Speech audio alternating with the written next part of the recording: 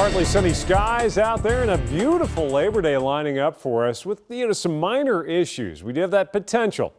And I saw a couple up around Cincinnati this morning to maybe see an isolated shower, thunder shower, but the broad view shows there isn't much happening at all.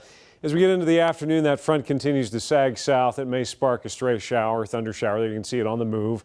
Basically going to stall out and then wash out and go by the wayside. So it never really cools things down, although we will back off that 90-degree mark today, which is what we hit yesterday.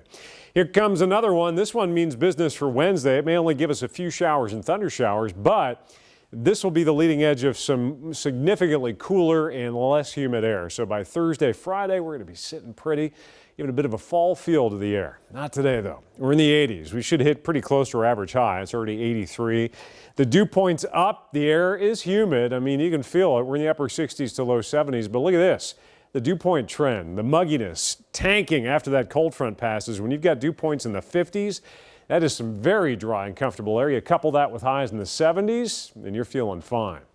They are not feeling fine by any stretch in Grand Bahama Island. They have been getting absolutely hammered by a near stationary hurricane. This is literally the worst case scenario. Still a westerly track at 1 mile per hour, and it has been downgraded. Of course, we're talking about Dorian. It's Category 4 now, with winds down to 155 miles per hour. But look at that. Right there's Grand Bahama Island. They're still getting hammered by that southern eye wall, and this could go on for another 24 hours. Now, the National Hurricane Center's forecast track pretty much in agreement with a lot of the modeling, which is doing that northern to northwest to northern turn, but still potentially as a major hurricane. This is by Wednesday.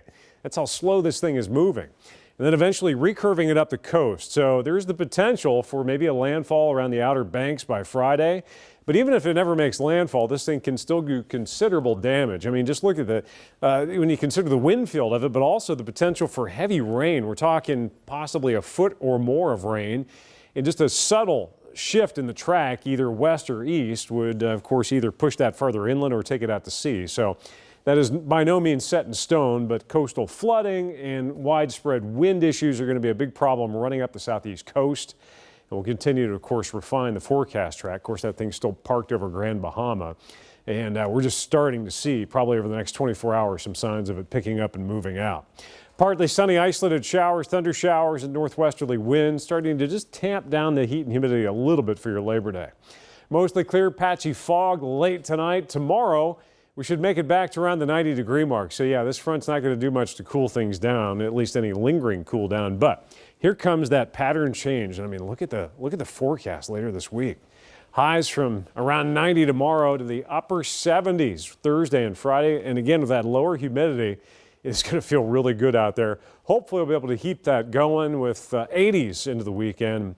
Try to keep it dry until early next week.